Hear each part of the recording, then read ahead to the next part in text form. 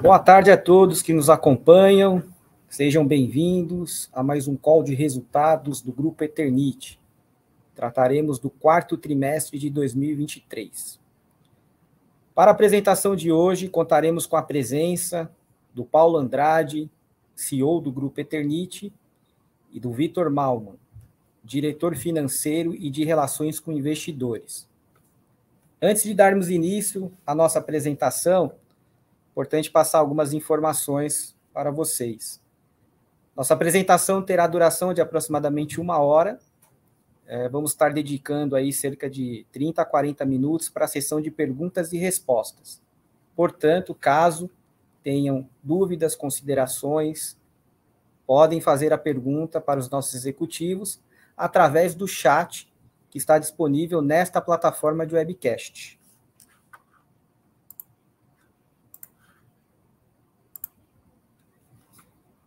Declarações contidas nesta apresentação, relativas às perspectivas dos negócios da companhia, projeções de resultados operacionais e financeiros e referências ao potencial crescimento da companhia, constituem meras previsões e foram baseadas nas expectativas da administração em relação ao seu desempenho futuro.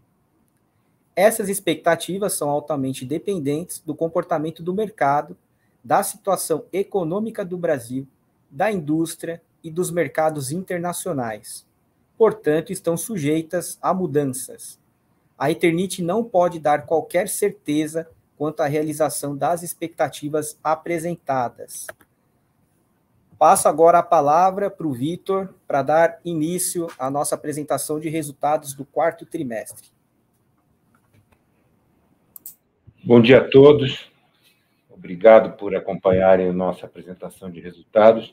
Nós vamos estar falando do quarto trimestre, mas, obviamente, temos o resultado do exercício como um todo, talvez até com um detalhe maior.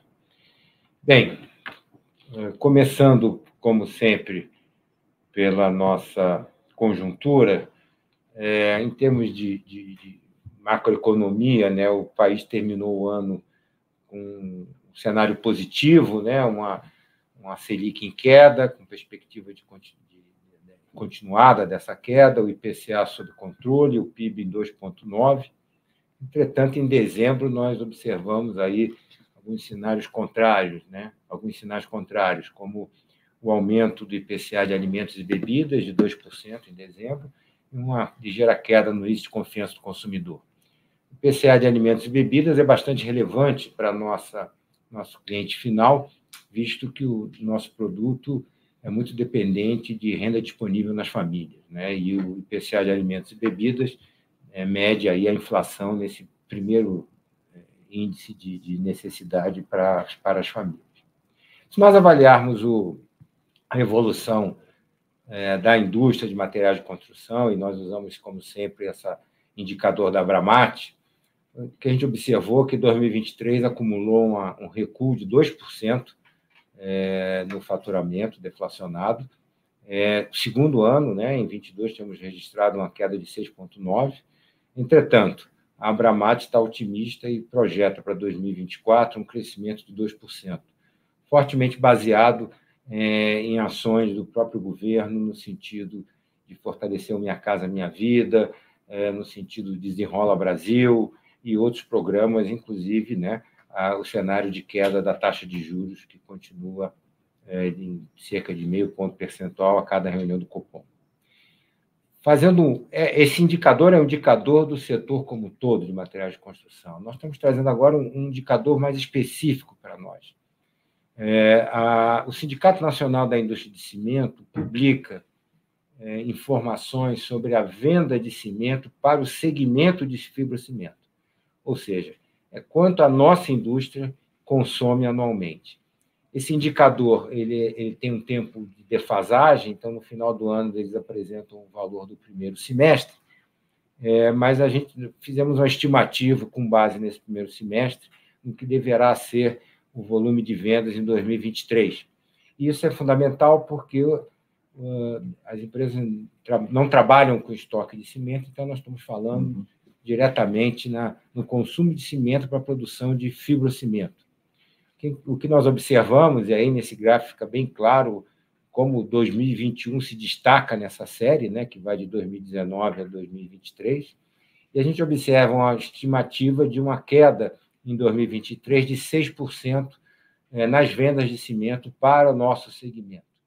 Então, nós tivemos lá um PIB crescendo, uma estimativa de PIB crescendo 2,9%, o setor da indústria de material de construção registrando um recuo de faturamento de 2% e aumentando o zoom, o segmento de fibrocimento consumindo 6% a menos de cimento ao longo do exercício de 23. Então, acho que isso dá um pouco o tom da queda de demanda, especialmente de telhas, que foi observado ao longo de 2023. Indo agora para os segmentos individuais, começando pelo segmento de fibrocimento, que é o nosso core business, a gente observa aí uma queda trimestre contra trimestre, quarto trimestre contra quarto trimestre, de 10%. Entretanto, se formos avaliar o terceiro trimestre, tivemos um volume 1% acima, no mesmo patamar do terceiro trimestre, no quarto. O acumulado do ano registra aí essa queda de 5%, ligeiramente inferior ao que teria sido a queda na demanda de cimento pelo setor. E aí, um ponto importante é que, baseado nessa estimativa de consumo de cimento, que eu posso traduzir isso em produção de telhas usando coeficientes técnicos tradicionais, nós podemos inferir o nosso market share. E é importante ressaltar que, apesar da nossa queda de vendas, a nossa leitura de market share, utilizando esse parâmetro, indica um ganho de 2 pontos percentuais com base nesse consumo de cimento no primeiro semestre. Isso é um número importante, que demonstra, né, que, apesar de não termos tido a evolução de vendas que imaginávamos, mas não perdemos market share, pelo contrário, ganhamos. Se nós formos observar, estamos imaginando o nosso market share em torno de 29%.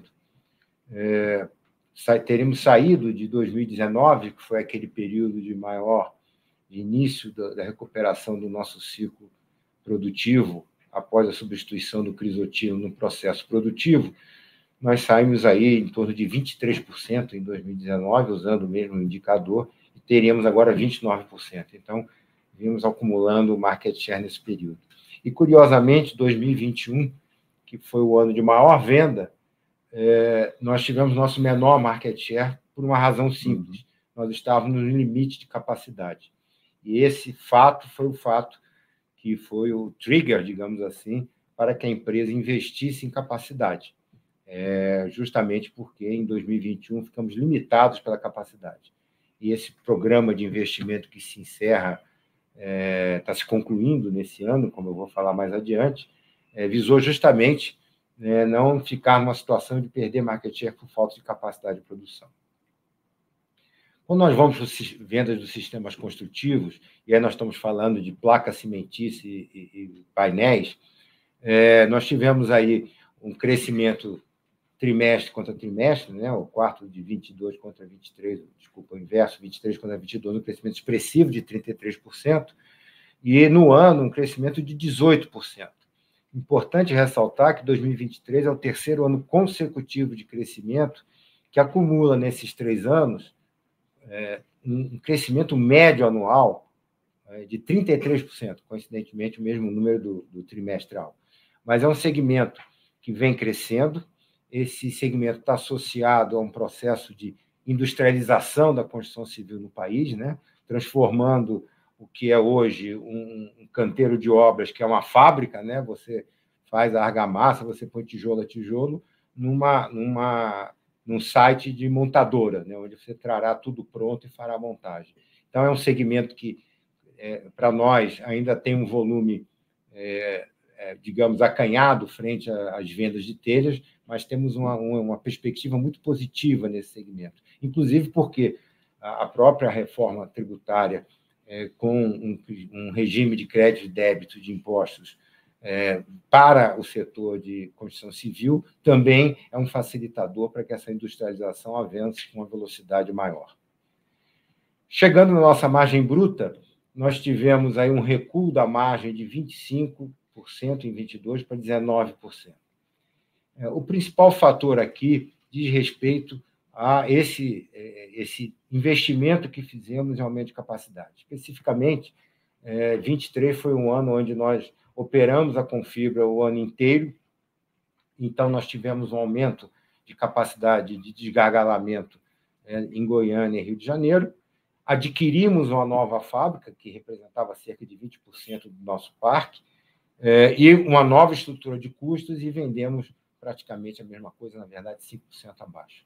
Ora, isso fez com que a minha estrutura de custo fixo fosse maior para vender a mesma quantidade de produto. Isso tem um impacto na margem bruta e também, obviamente, vai ter um impacto no EBITDA. É uma situação que ocorreu neste ano, né?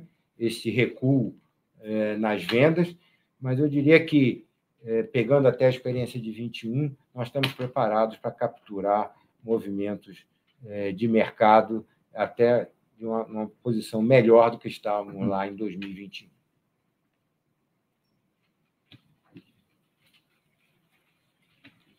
Migrando para o segmento de telhas de concreto, mantemos um quadro não positivo, né? As vendas acumuladas caíram 32%, fizemos apenas 6 milhões de peças. Um lado que demonstra a inelasticidade, né, de preço e volume é que nós estamos com uma margem bruta superior ao que tínhamos no ano passado, basicamente porque houve um aumento de preço da ordem de 25% e uma redução de custo fixo desembolsável dessa unidade de negócio em termos de 11%. Então, o movimento de buscar equilíbrio nas contas desse segmento, a empresa está fazendo.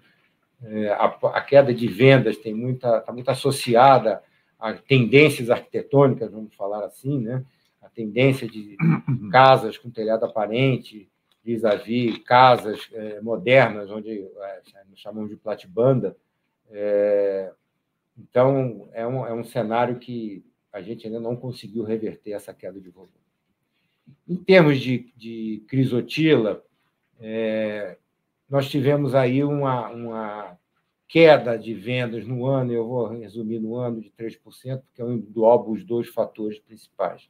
Nós tivemos uma parada programada de manutenção em abril, ela normalmente ocorria no final do ano anterior, né? Só que, como estávamos com a demanda forte, postergamos. E, no final deste ano, nós tivemos uma estação de chuva forte que prejudicou o resultado de dezembro. Então, é como se eu tivesse tido 2 meses com produção parcial.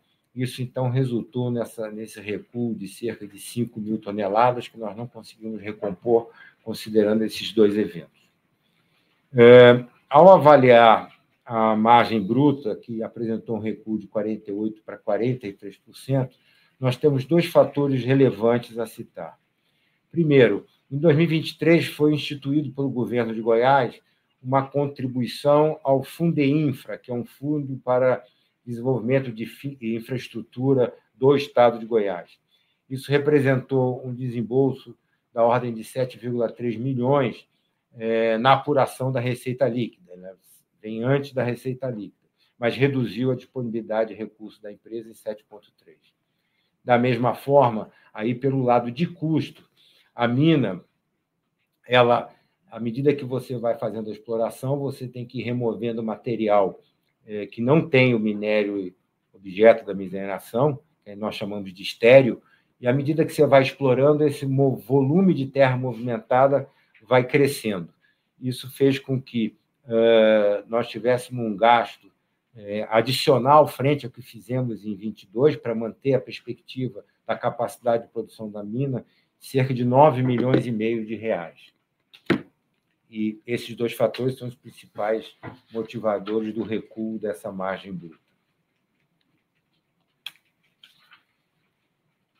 Indo para o desempenho financeiro consolidado, a nossa receita no trimestre caiu 3% frente ao anterior e no acumulado do ano recuou 5%. Só fazendo um sumário, nós tivemos no fibrocimento, né, que é o principal item do mercado interno, um preço de telha flat e uma queda de volume de 5%. No caso de exportação, que é crisotila, toda a produção de crisotila exportada, também tivemos um preço ex-works, né, um preço na porta da fábrica flat, mas tivemos uma em função dessas duas, vamos chamar duas paradas, não foram duas paradas, uma parada em um período de chuvas, além da incidência desses 7,5 milhões de contribuição sobre o valor de exportação. Então, esses são os dois principais, esses dois segmentos tiveram esses impactos e que resultaram nesse recuo de 5%. Quando nós avaliamos, então, a margem bruta consolidada, esse recuo de 5 pontos percentuais, as razões foram essas que eu já elenquei, né?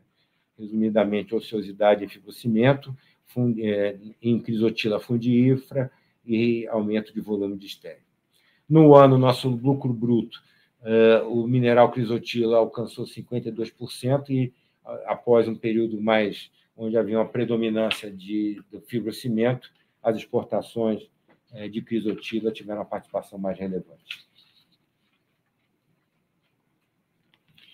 Aí uma informação para poder constituição de projeções, né? O nosso CPV no quarto TRI, a gente observa aí a diferença de perfil do negócio, né? O fibrocimento tem no custo variável algo como 73%.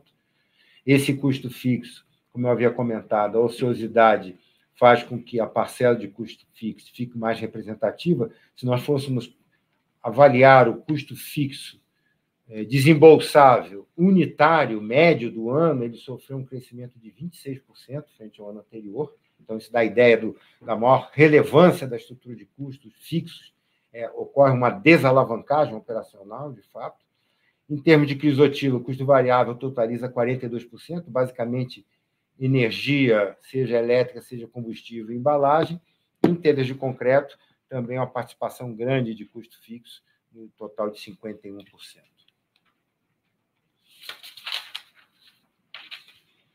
Indo para as despesas gerais administrativas, nós observamos uma redução de 6% quando comparado com 2022, principalmente uma redução de despesas com serviços de terceiros.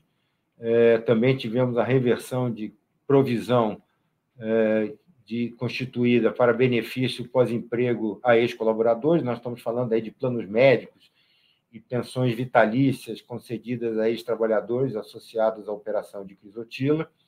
E no último trimestre tivemos uma reclassificação de despesa de ociosidade no custo fixo de ociosidade para o custo fixo da SAMA. Em termos de despesas com vendas, nós tivemos um crescimento de 6%.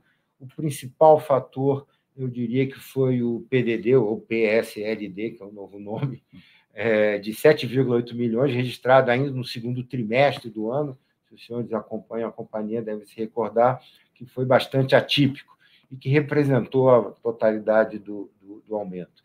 De fato, verificamos também uma redução das despesas de comissão dos representantes em função da redução das vendas de telhas no mercado interno, que são feitas através de representantes comerciais. Bem, indo para o desempenho financeiro, nosso EBITDA no ano fechou em cerca de 118 milhões, um recuo de 37% em valor absoluto e de 6% em termos percentual de margem EBITDA recorrente. Estou falando de EBITDA recorrente. Só para resumir, sem dar muitos números, fibrocimento, queda de vendas de ociosidade, crisotila, duas paradas, vamos chamar assim, uma parada em um período de chuvas, Fundeinfra, estéreo e PDB. No lucro líquido, nós tivemos um fator não operacional, não recorrente, relacionada à constituição de diferido de imposto de renda e contribuição social de prejuízo fiscal da controladora no total de 80 milhões. Fazendo um pouco histórico, ao longo do período de 2016 a 2019, que nós tivemos esses 4 anos de prejuízo, nós tivemos uma série de ajustes no balanço lá atrás, desde impairment sobre o valor de imobilizado até a desconstituição desse IR diferido por demanda da auditoria à época. A reconstituição, o estorno do impairment sobre o imobilizado foi feito ao longo de 2020, né, com os resultados positivos, e agora, após 3 anos de lucro, nós estamos, então, reconstituindo esse IR diferido, e isso foi feito no último trimestre, e representou um ganho não recorrente da ordem de 80 milhões, fazendo com que o resultado do ano alcançasse 127 milhões, ficando ligeiramente 8% abaixo do valor do ano anterior. Em termos de caixa, aqui é um ponto importante a destacar, nós fechamos um ano com endividamento líquido de 126 milhões, constituído por uma dívida bruta de 142 milhões, com linhas de longo prazo totalizando cerca de 45 milhões, novas, captações novas, a linha do BASA com 29 milhões e meio, que foi uma linha de financiamento captado para fazer a fábrica de Manaus, inclusive uma dívida concursal, e uma dívida de curto prazo, utilizando desconto de recebíveis de exportação, que é o ACE, com 68 milhões. Nós não fazemos ACC, utilizamos apenas desconto duplicado sobre produto embarcado. Se nós avaliarmos a evolução da nossa dívida líquida por EBITDA, a gente observa, de fato, um crescimento de um número negativo de 0,15 no quarto trimestre de 22, estou usando o EBITDA recorrente, frente a uma posição de 1,07. Ora, nesse período, somente em 2023, nós tivemos um CAPEX da ordem de 208 milhões de reais, 138 milhões para o investimento em Caucaia, 9 milhões para ampliação de Manaus, que nós vamos comentar o estágio no final também, e em continuidade operacional, mais 61 milhões. Então, foi um período intenso. E se associarmos que o projeto de Caucaia também começou a fase mais aguda de desembolso em 22, com mais 45 milhões, nós tivemos, nesses 2 últimos anos, um esforço de caixa muito grande. Isso fez com que a nossa posição saísse de caixa líquido para um endividamento líquido. Entretanto, depois nós vamos ver também, temos ainda uma liquidez corrente de 1,9, ou seja, para cada real de dívida no curto prazo, nós temos praticamente R$2 de ativos no curto prazo. E essa posição de ACE é um ajuste de capital de giro nas exportações, digamos assim, e à medida que cessa o período mais agudo de desembolso, né, nós encerramos o desembolso em Caucaia, a tendência é esse número cair, de fato já vem caindo, simplesmente pela não renovação do desconto, né? À medida que os recebíveis vão sendo recebidos, o endividamento vai sendo reduzido. A nossa leitura é que isso deve voltar aos patamares anteriores a 2023, ao longo de 2024. Vendo o nosso balanço, eu acho que aqui fica clara a nossa posição de liquidez. Nós temos um ativo total de 1,3, um excesso de circulante de ativos sob passivo de 270 milhões de reais, o que representa uma liquidez corrente de 1,9. O nosso patrimônio líquido de 770 milhões e, portanto, uma relação equity-debt de 59%, bem plain vanilla, né? 60-40%. E, pegando o resultado do ano sobre o nosso PL de fechamento, dá um ROI da ordem de 17%.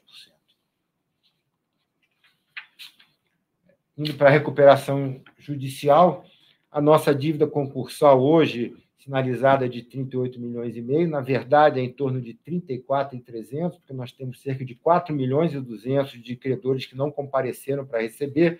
Esses 4 milhões e 200 ficam no nosso balanço, mas não tem mais incidência de atualização monetária ou incidência de juros. Então, eles tenderão a perder materialidade em função do tempo, né, digamos assim. Dos 34 milhões, basicamente, nós temos aí 900 mil na classe 3. Na classe 2, temos 29 milhões e meio, que é o empréstimo do BASA, um empréstimo com 7% pré-fixado, pagamento mensal, uma dívida super interessante de carregar. E a classe 1, que é objeto das nossas discussões junto ao STJ da forma de pagamento, totaliza atualmente 3.900.000. Importante lembrar que da dívida original existente, da ordem de 6,5 milhões, ela foi totalmente quitada. Esses 3.900.000 são novas dívidas que entraram no quadro geral de credores. Esse é um ponto importante. A recuperação judicial, mesmo quando nós sairmos e estamos com a expectativa positiva de acontecer, a forma pactuada no plano de recuperação, ela perdura para todo evento que venha a ser configurado e cujo fato gerador seja concursal, ou seja o fato gerador seja anterior à data de pedido de recuperação judicial, que foi março de 2018. Então, por exemplo, ações trabalhistas que venham a ter trânsito em julgado agora, como são casos desses que nós estamos reportando nesses 3.900.000, e cujo fato gerador seja anterior a 2018, entram no QGC e serão pagos nos termos previstos no plano. Esta é a razão de nós estarmos ainda discutindo a forma de pagamento da classe 1, justamente porque ela vai perdurar para pós-saída da recuperação judicial. Como nós estamos nesse sentido? Como nós informamos lá em outubro de 23, nós entramos com um pedido de um termo de pedido de aditivo ao plano de recuperação judicial, com termos de adesão de credores que manifestavam a maioria dos credores, tanto em número quanto em crédito. Depois, em novembro, tendo interlocução com alguns credores em prol da maior participação dos credores trabalhistas na discussão do aditamento, nós solicitamos, em novembro, a convocação de uma Assembleia Geral de Credores.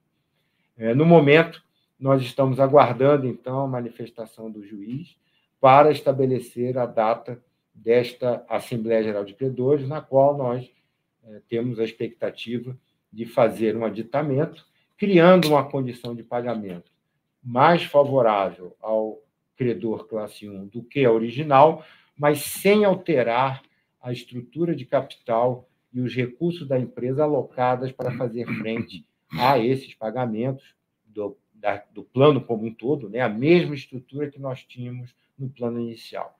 Basicamente, o que nós estamos falando é destinar parte dos ativos que eram exclusivos da classe 3 para também fazer quitação da classe 1.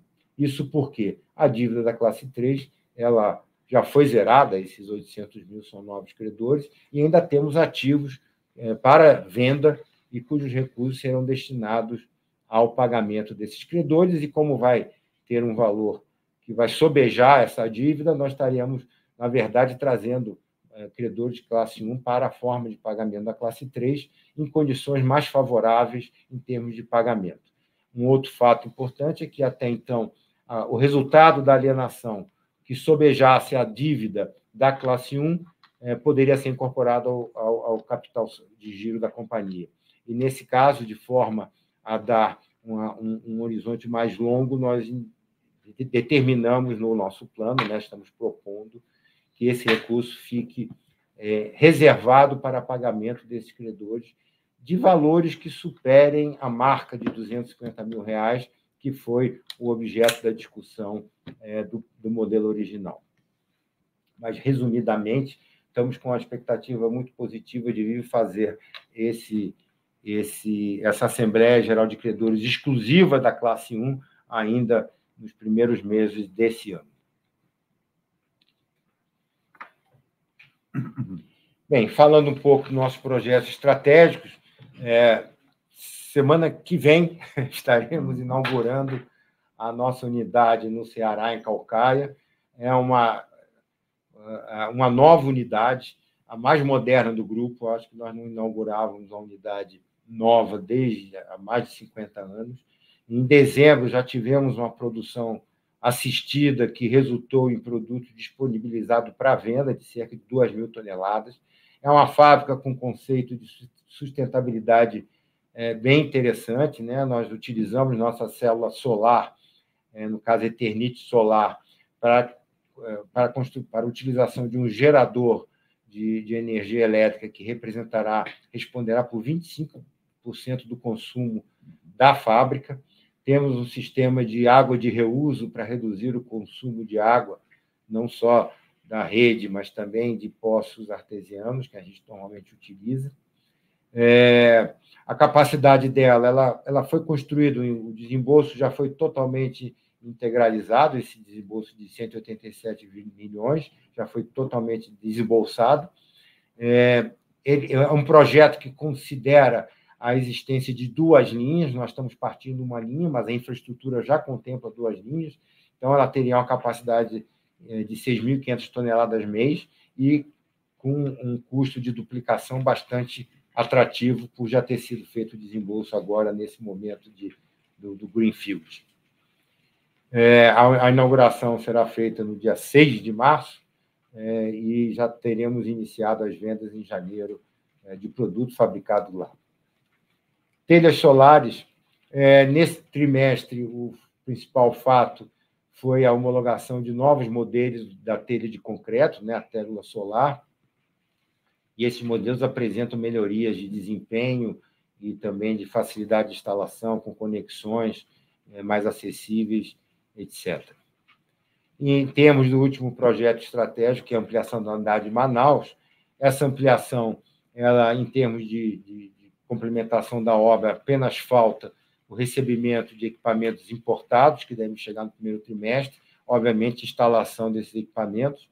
É uma ampliação de 50% da capacidade, ela vai alcançar 18 mil toneladas anos, hoje ela tem uma capacidade de 12 mil, um crescimento de 50%, e essa 18 mil visa fazer frente justamente da ampliação de capacidade de fibrocimento que nós tivemos nesse período.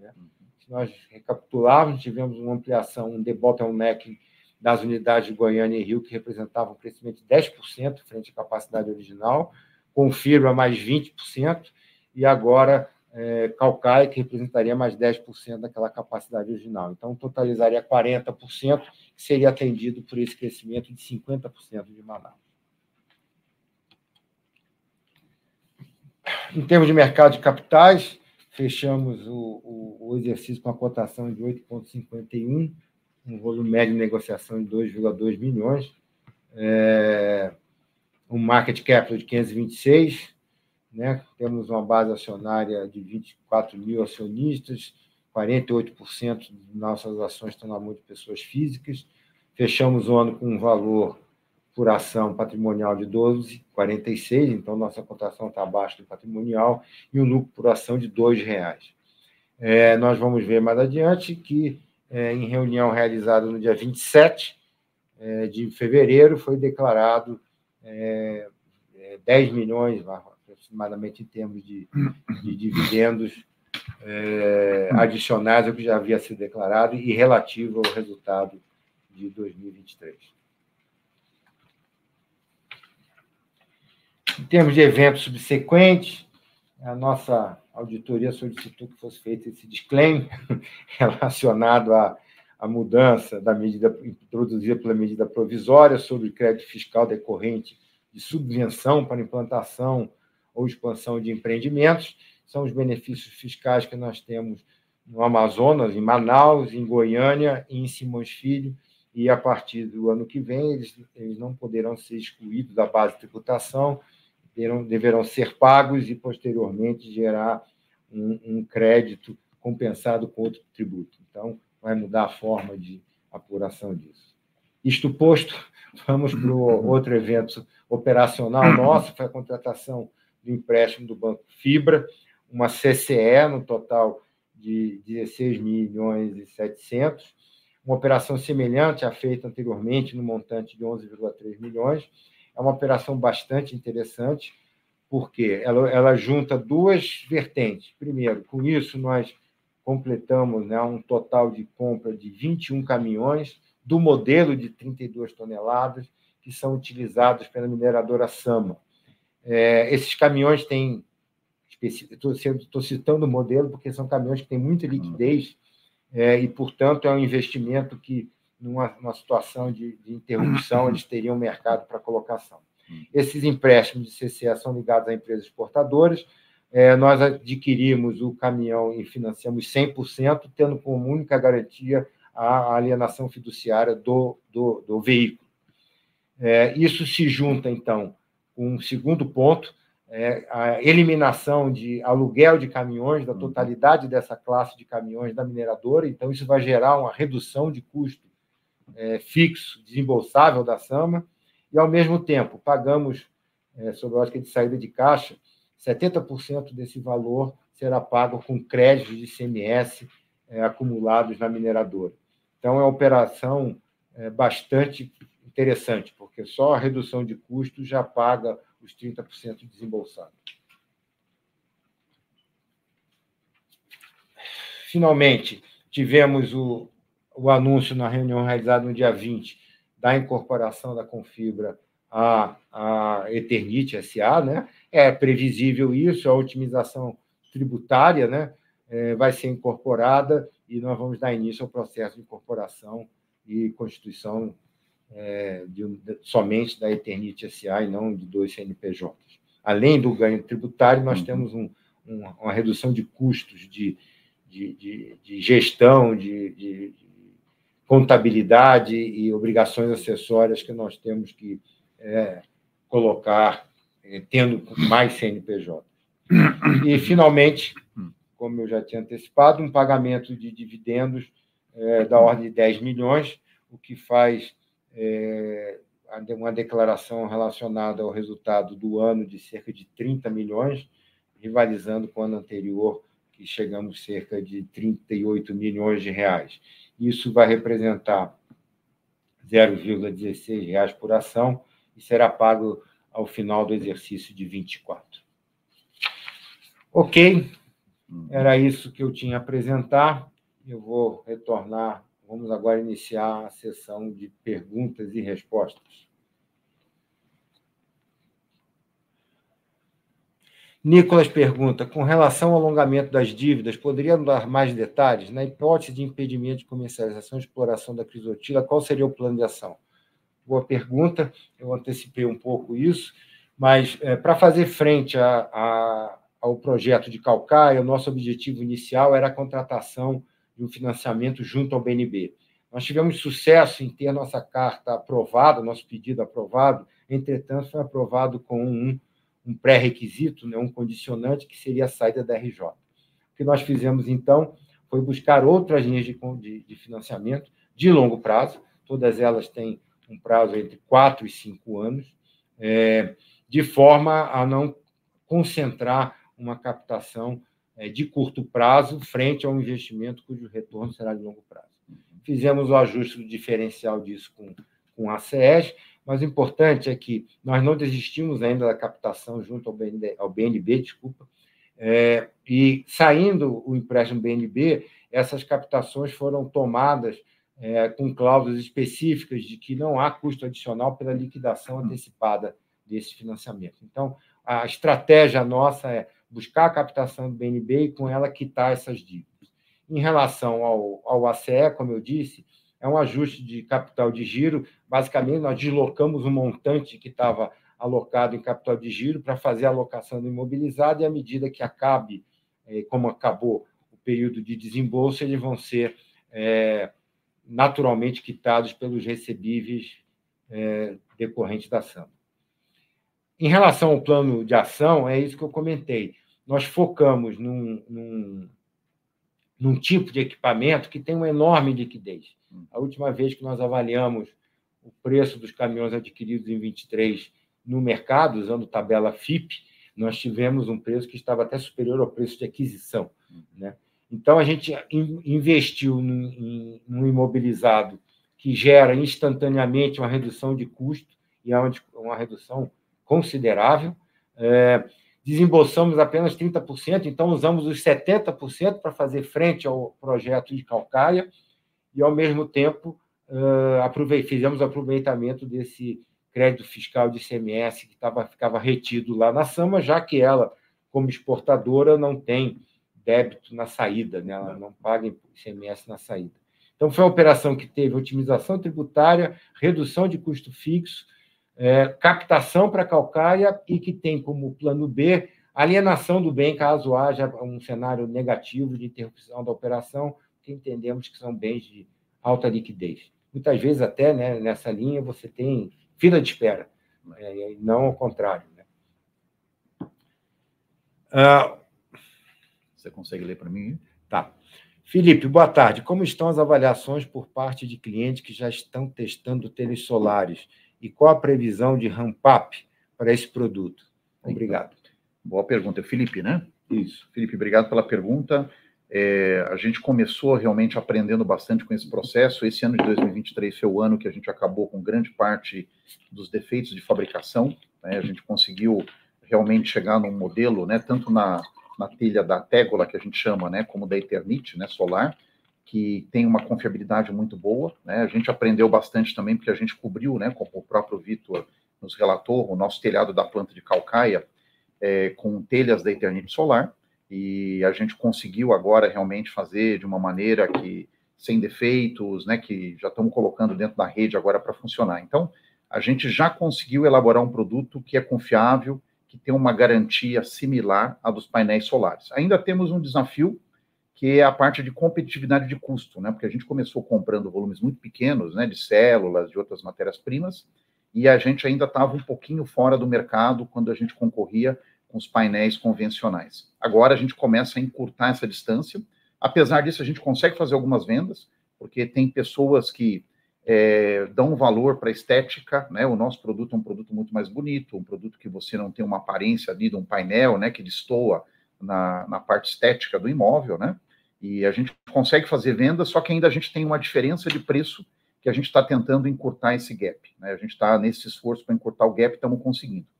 E, apesar de tudo isso, é um mercado que não é um mercado tão gigante como o de painéis, né? Porque é um mercado muito competitivo para novos telhados, porque a gente vende a célula acoplada, né? O dispositivo acoplado a uma telha, né? Então, deveria ser para um telhado. Ninguém vai trocar o telhado para colocar uma telha nova com a célula fotovoltaica.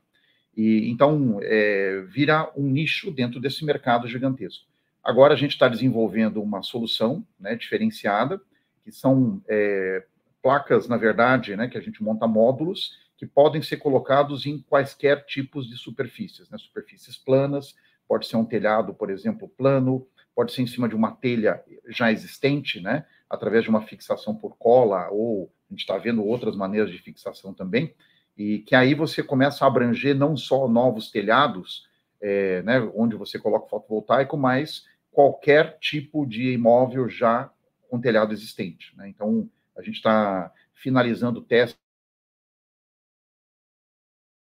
para poder realmente ter um mercado mais abrangente e, ao mesmo tempo, como eu já relatei, tentando ser mais eficiente na compra, né, dos insumos para ter uma diferença do modelo tradicional muito menor do que a gente tem hoje. Então, a gente acredita que agora, né, Vitor, em 24 a gente já avança bastante nesse sentido e já começa a ter vendas interessantes. À medida que a gente tem realmente uma demanda aumentando, a nossa estratégia, num segundo momento, é ver a construção de uma fábrica, né, onde a gente possa ter volumes maiores para fazer esse produto. Hoje a gente tem uma fábrica piloto, né, que tem uma capacidade limitada, só que a gente queria realmente ter um produto totalmente confiável, né, porque você imagina o passivo que você poderia gerar se você não tivesse segurança em cima do produto. Né?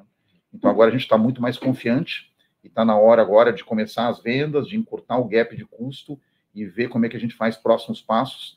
E também a gente tem uma vontade muito grande de buscar no mercado um parceiro estratégico, né? Alguém que possa nos facilitar essa melhoria na cadeia, né? Especialmente na parte de compra das células, né? Dos dispositivos que são usados na parte fotovoltaica. Tem várias empresas hoje que fazem outros produtos, né? Que são concorrentes ou não concorrentes, que poderiam estar se aliando a gente, fazendo uma composição de negócio, uma parceria, para que a gente tivesse essa possibilidade, né, dentro da cadeia de compra, de ser mais competitivo. Então, a gente está buscando realmente contatos, parcerias, que aí, nessa linha, né, de encurtar o gap, né, com o nosso concorrente no mercado, a gente ganha também mais competitividade. Tá bom? Não sei se consegui responder a pergunta da maneira que você queria. Qualquer outro? Ok. Crisotila, como está a situação judicial? Então, a situação judicial da mina, né? Imagino que seja... Da extração, né? Da capacidade de extração. Exatamente, né? Acho que a parte legal, né? Que ele está perguntando mais, né? Então, a gente continua operando a nossa mina, né? De Minasul, através de uma lei estadual, né? De Goiás, onde a gente pode fazer exploração da mina exclusivamente para exportação, né? A gente está super tranquilo com relação a isso, né? Existe um julgamento agora no Supremo Tribunal Federal que avalia a constitucionalidade ou não dessa lei, né? A gente está super confiante de que vai ser julgado constitucional, que a gente vai conseguir operar essa mina no futuro, né? Ainda está sendo analisado, né? O julgamento está acontecendo, né? Eu acho que o Supremo hoje está com uma pauta muito grande, né? São vários outros processos aí que estão passando na frente, mas a gente imagina que até a metade desse ano, né? Até o segundo semestre, a gente tem alguma definição, né? Eu diria para vocês que a gente está muito confiante que a lei vai ser julgada constitucional, né? Ou não vai ser julgada inconstitucional, né? Que seria a maneira correta de falar, né? Porque o julgamento é sobre a inconstitucionalidade. A gente acha que esse julgamento não vai acontecer, né? O parecer vai ser que a tese da inconstitucionalidade não vai prevalecer e a gente vai conseguir operar a mina, né? Enquanto isso, a gente está super cauteloso, porque sempre é uma dúvida que a gente tem aqui. Então, como o Vitor falou, né, qualquer investimento que a gente faz, a gente só faz investimentos do tipo dos caminhões, onde você compra um ativo que você pode vender no dia seguinte, às vezes até com um valor de revenda maior do que de compra, usando créditos tributários, né, onde você não tira dinheiro do caixa e que realmente tem liquidez, né, que você pode vender, inclusive, dentro do setor ou em outros setores, né. Então, isso a gente faz. E também o que é muito necessário para fazer a produção normal, né, de em torno de 200 mil toneladas de produto por ano. A gente não está aumentando a capacidade da mina, mas está tentando também não deixar cair os volumes que a gente está produzindo hoje em dia, tá? Então, infelizmente, a gente está gastando um pouquinho mais hoje com a recorrência, né, com a movimentação de material estéreo, porque a mina está ficando mais profunda, né, e a gente não está fazendo investimentos maiores dentro da mina. Então, por essa razão, né, com o mesmo modelo de exploração, a gente começa a aprofundar um pouco mais, né, toda a exploração, e com isso a gente tem um custo maior, né, até o caminhão, né, tem que subir um pouquinho mais, a gente tem que remover um pouco mais de material, né, mas a gente tenta colocar dentro da mina só aquilo que a gente precisa para que ela fique operacional dentro dos padrões atuais, tá? Mas a gente, respondendo a sua pergunta, a gente está super confiante de que a nossa tese vai ser vencedora com a continuidade da mina suportada pela Lei Estadual de Goiás. Ok. O Eliselton pergunta, se possível, comentar como está sendo as vendas até aqui neste ano. Eliselton, eu lhe convido a participar do call de resultados de maio, né, que nós estaremos apresentando o resultado do primeiro trimestre. Pedro, a nova unidade Caucaia no Ceará já está preparada para a produção em escala das telhas solares? Só para lembrar, né, a telha solar Eternit, a Eternit Solar, ela é a aplicação de um módulo sobre uma telha de fibrocimento. Essa telha de fibrocimento, ela tem um molde que normalmente é aquela sequência de curvas, e no caso do produto destinado para Eternit Solar, ela tem um shape, uma forma um pouco diferente.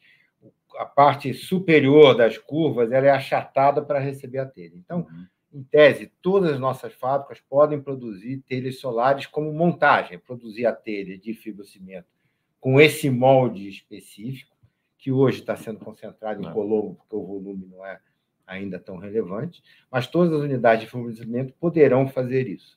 Agora, em termos de produção do módulo, que ocorre em Atibaia, e aí o Paulo comentou, nós temos hoje uma unidade de demonstração que tem uma capacidade limitada, justamente para fazer todo esse processo de otimização, desde de produto até do próprio processo, sem que você tivesse que incorrer em grandes investimentos, caso nós tivéssemos uma escala muito grande. Então, a unidade de demonstração está cumprindo o seu objetivo, e à medida que ela fique cheia, né, em termos de demanda, aí ela vai gerar parâmetros para se fazer o projeto de uma unidade industrial. Eu não sei se a sua pergunta estava associada a módulos e telhas.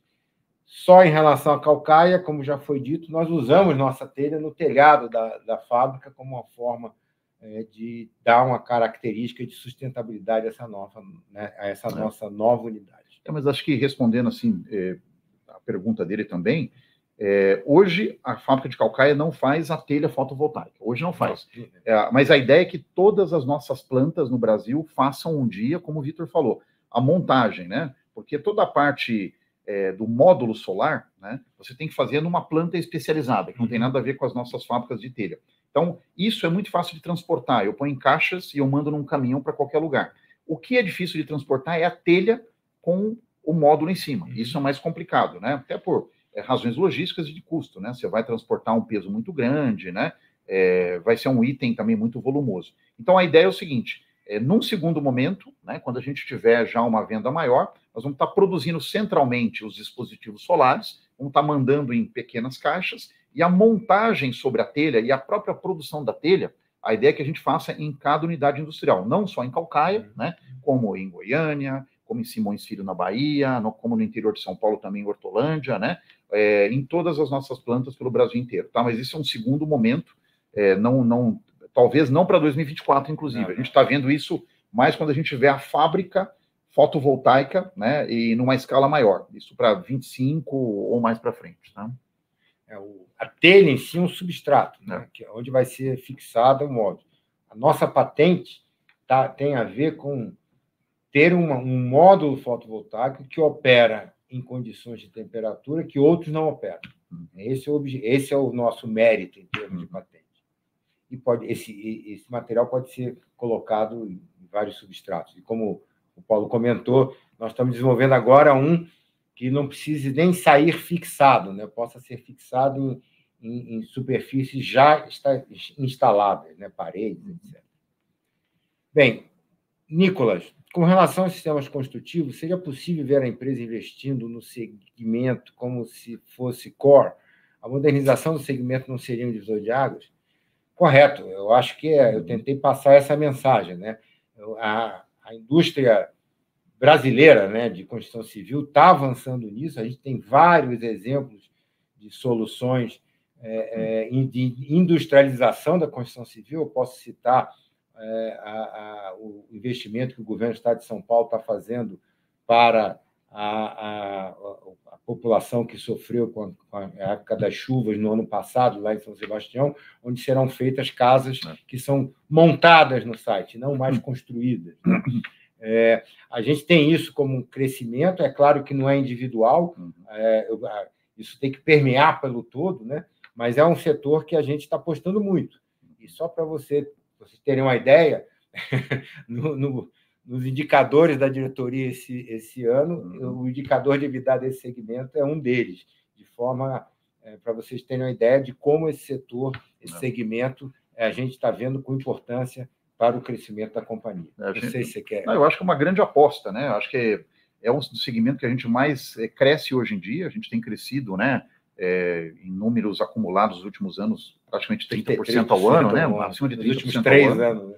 E a gente tem uma confiança muito grande que isso vai aumentar cada vez mais. Como o Vitor falou, isso está sendo essa parte de construção a seco, né? Ou montagem de construção, o steel frame, né? Como muita gente fala, está muito focado hoje em construções domiciliares. Agora tem uma onda muito grande também para construções comerciais, né? Para containers, para pequenos escritórios, para pequenas lojas, né? Que está acontecendo.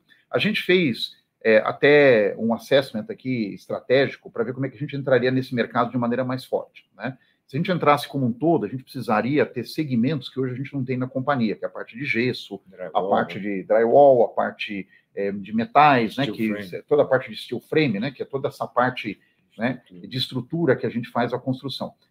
Infelizmente, seria um investimento muito grande e a gente tem algumas partes desse processo construtivo. Então, o que a gente está vendo? Trabalhar com parceiros, né? Pegar parceiros que compram esses materiais também de outros fornecedores e entrar, por exemplo, com as nossas placas, né, de uma maneira que os painéis, né, que possam agregar de alguma maneira dentro da estrutura dessas casas. A gente tem hoje já 3 a 4 projetos, agora um 4º projeto tentando ser fechado, e colocando o nosso material à disposição desses montadores, né, que a gente pode chamar assim, né, que são construtoras, mas são construtoras que mandam praticamente o escritório ou a casa pronta, né? Inclusive com pia, né? Toda a parte de banheiro, a parte de marcenaria, tudo pronto, né? E todo mundo que vê os nossos materiais reconhece que tem um valor agregado muito interessante e pode substituir outros materiais de uma maneira funcional mais adequada. Então, a gente está muito confiante de que fazendo essas parcerias, a gente consegue realmente multiplicar a nossa venda muito rapidamente, tá? Eu diria para você que é o grande drive de crescimento, né, hoje em dia que a gente enxerga, porque a telha em si, como a gente fala, né, metade dos telhados do Brasil hoje em dia é coberta com a nossa telha, tem uma reposição muito grande, mas o crescimento realmente do mercado é um crescimento menor, né, um crescimento de, quando o mercado está muito bem, de 3%, 4%, 5%, né, cresce muito parecido com o PIB, né, a venda de telha, mas a parte de painel wall, né, toda essa parte de estruturas para construção a seco, a gente vê que tem um crescimento muito maior, né, um índice de crescimento muito maior, e a nossa aposta estratégica, como o Vitor falou, né, inclusive o próprio bônus da diretoria esse ano, né, um elemento importante de medição é o nosso crescimento relevante dentro da parte de sistemas construtivos. Tá? Ok. Pedro, já existe uma previsão para a produção em escala das telhas de fibrocimento solares? Eu acho que o Paulo já respondeu, né? Temos que ocupar a nossa unidade de demonstração primeiro e, a partir daí, gerar parâmetros de projeto para a unidade industrial e que isso não deve ocorrer no curto prazo, leia-se, em 2024, isso é mais para frente. Nicolas, mediante o consumo de caixa atual, não seria necessário ou interessante interromper a distribuição de proventos? Bem, Nicolas, eu acho que o ponto importante é que nós temos nossos compromissos, esses compromissos já foram cumpridos nesse programa, nesse ciclo de crescimento da companhia, né, que tem ampliação de unidades, tem compra de concorrentes, tem produção, instalação de uma nova unidade. Tudo isso consumiu e isso acabou agora em dezembro, com o término, e vai acabar no início do ano, ainda tem um resquício aí de Manaus. Mas a nossa projeção de caixa sinaliza para esse retorno a uma condição de caixa que gostaria de dizer que não é nada desconfortável. Nós estamos com um múltiplo de dívida líquida EBITDA em torno de 1, né? Uma liquidez em torno de 2. Então, nós estamos com uma condição de caixa com rigidez financeira bem apreciável. Entretanto, na linha do que você acabou de comentar, nós fizemos a declaração de dividendo, né? O Conselho deliberou pela declaração de dividendo de 10 milhões, com pagamento no final de dezembro, justamente colocando mais à frente o desembolso. Mas, assim, a gente tem que ter um trade-off entre resultado, caixa e dividendos, né? Eu acho que a sabedoria está em ter esses 3 elementos balanceados. Mas você sabe, essa pergunta do Nicolas é uma pergunta interessante, porque outros acionistas nos perguntam, né? Especialmente uma empresa em recuperação judicial, né? As pessoas ficam com essa dúvida. O que a gente pode garantir para vocês que o ponto que a gente mais controla aqui dentro da companhia é caixa, né? A gente, como o Vitor falou, a gente fez uma aposta estratégica, a gente passou por um 21 que faltou capacidade, que a gente caiu o market share porque não conseguia atender, e a gente falou o seguinte, não vamos deixar isso acontecer mais, vamos colocar a capacidade para dentro, vamos apostar nos projetos estratégicos, vamos construir uma fábrica no Ceará, onde tem o melhor preço médio hoje em dia do Brasil, né, para a gente, e que a gente tem ainda um oceano azul, né, para crescimento, né, porque não existe um produtor local de fibrocimento. Vamos comprar uma fábrica em São Paulo, porque estrategicamente é muito importante estar presente em São Paulo, e com isso a gente gastou muito dinheiro, né, se você somar tudo que a gente colocou em CAPEX nos últimos anos, dá 300 e tantos milhões de reais, né, e então foi muito dinheiro, parte com capital próprio, parte realmente com aumento de capital, né, que o acionista realmente compareceu de uma maneira exemplar. Mas da Confibra, né? Da Confibra, né, no caso, né, que foram 120 milhões, né, que a gente fez um aumento de capital. Só que agora, esse ano, acho que o Vitor mencionou, a gente tem um CAPEX muito espartano, é só de continuidade do negócio, a gente controla o caixa dia a dia, né, essa distribuição de dividendos está bem dentro da nossa estimativa realmente de gastos dentro do ano, da nossa previsão de caixa, ela se encaixa de uma maneira bem tranquila, tá? Mesmo sendo bem conservador, né? Fazendo um estresse em cima de resultado, mas, de novo, se alguma coisa poderia tirar o nosso sono, é a situação de caixa, que hoje em dia a gente está tranquilo com relação a isso, e a gente vai ser o mais espartano possível. Aqueles grandes projetos a gente vai dar uma pausa agora, né? A gente vai tentar concentrar em cima da utilização de capacidade esse ano, e no final do ano a gente deve mostrar para vocês um panorama de dívida bem mais tranquilo até, apesar de não ser alguma coisa fora do normal agora, mas uma dívida bem menor, né, versus o nosso EBITDA que a gente está apresentando hoje. Tá? Isso é uma certeza para a gente. E o importante é que, como eu já falei, né, uma parte da dívida de curto prazo são as CEs. Né? Aí, até na linha, se houver uma interrupção da ação, sem problema, são produtos embarcados, eles vão ser quitados. Mas e o gasto de paralisação da SAMA? A maior parte desse gasto já foi feito lá quando nós paralisamos em 2019. Né?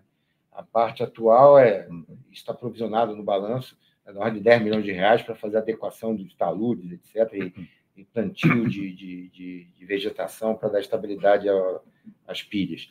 Então, agora estamos na hora da colheita. Né? Investimos esses anos e estamos na hora da colheita. Eu só posso adiantar o seguinte: o CFO não é muito popular dentro da companhia, então isso é bom sinal. Isso é sempre bom, né? Bem, o Márcio pergunta: boa tarde, qual é a data para receber o dividendo do ano? Bem, nós temos aí ainda a receber um juros a capital próprio declarado em dezembro, que será pago em março, e esse dividendo que foi declarado ontem, de 10 milhões, será pago no dia 27 de dezembro, sexta-feira, presente, pós-Natal, no último dia útil do ano. Né? Então, isso é que nós temos declarado de dividendos nesse período. Então, acho que respondi a pergunta. Fora que deve ter mais dividendos, né? Depois, com o tempo, né? Sim, mas eu não estou fazendo prognóstico futuro. Quarto, né? O fluxo deve aumentar. A nossa aumentar, política, né, estabelece que eu declaro no primeiro TRI, havendo resultado, é claro, e feitas as deduções da base de lucro acumulado. Então, primeiro TRI e segundo TRI eu pago em setembro, terceiro TRI e dezembro, né, que seria o quarto TRI, eu pago em março. Então, nós vamos ter a declaração do terceiro TRI e quarto TRI em março, e esse dividendo, então, vai ser pago em dezembro desse ano. Então, esse ano, nós temos a declaração em março, havendo resultado, previsão de setembro, e já assegurado um pagamento em dezembro, mas lembrando que esse para os detentores da ação agora, até o dia 4, até o dia 5. 6 de março, 6, né? Acho que eu ouvi 6 de março. 5 de março. Ok. Eu acho que com isso nós esgotamos todas as perguntas. Agradeço aí o interesse e passo a palavra aí para o Paulo fazer seu encerramento. Legal, Vitor. Obrigado. Gente, muito obrigado pela participação de vocês. A gente, como o Vitor deixou claro nos números, passou por um 2023 muito desafiador. Foi um ano em que o mercado da construção civil caiu, o mercado de telhas caiu mais ainda. Acho que a única parte boa, né, o copo meio cheio, é que a gente conseguiu não perder, pelo contrário, ganhar market share, ou seja, os nossos concorrentes perderam mais do que a gente. A gente também foi super forte, né, e não deixou cair preço médio dos produtos, né, porque depois é difícil de se recuperar. Né. Tudo bem, tivemos esse aumento de capacidade dentro do fibrocimento, né, que nos deu um pouco mais de custo, né, num primeiro momento agora, e como a gente não fez o volume, né, fez até menos volume que o ano anterior, a gente teve que diluir todo esse custo dentro do volume, né? Com isso, a gente teve margens brutas menores do que a gente gostaria de ter, né? E a mina, como o Vitor bem relatou, tirando 2 fatos excepcionais, ele teve um comportamento muito parecido que o ano anterior, tá? E é um bom gerador de caixa e a gente vê a continuidade dessa maneira. E o ponto positivo, né, que a gente está apostando realmente que aconteça rapidamente, é a saída da recuperação judicial, que vai nos dar vantagens muito interessantes, né? Até nos deixa mais tranquilos, né, com relação à dívida, né? Porque a gente abre um leque muito maior de oportunidades de fund, né, para a companhia. Esse é um ponto. A gente consegue ir lá no Banco do Nordeste, né, como o Vitor bem disse, e pleitear ainda, né, os recursos, né, da construção da fábrica de Calcaia, porque a gente pode ainda pleitear mesmo no passado, né, porque a gente já homologou realmente, né, os gastos lá, já colocou lá para o controle deles. Então, a gente conseguiria realmente ter uma dívida barata entrando, né, no caso, e fora que a RJ nos dá muito mais credibilidade no mercado com fornecedores, a gente começa a trabalhar capital de giro de uma maneira muito mais decente, né, do que a gente faz hoje, que a gente paga muita coisa à vista ou com prazos muito baixos. Então, fica muito mais fácil da gente fazer uma gestão da companhia. Então, vocês imaginam, né, uma empresa, né, gerando caixa, uma empresa fora de RJ, que eu tenho muito mais ferramentas, né, uma empresa com a mina realmente continuando de uma maneira perene a produzir, aí fica muito mais fácil da gente ter mais tranquilidade e olhar para o estratégico, correr atrás de crescimento de vendas na parte de sistemas construtivos, olhar o fotovoltaico. Então, a gente enxerga de uma maneira muito otimista o ano de 2024 e a gente vê também o pessoal ganhando mais confiança, né? E como o Vitor falou, né, a macroeconomia, né, com taxa de juros caindo, inflação ainda sob controle, o desemprego também, que é um ponto muito relevante para a gente, né, sendo controlado cada dia mais. Eu acho que a gente pode vislumbrar um 2024 bem mais positivo do que o 2023, tá? Isso que a gente coloca no nosso cenário. É isso, gente. Agradeço a todos. Alguém vai fazer o fechamento, Rebeca?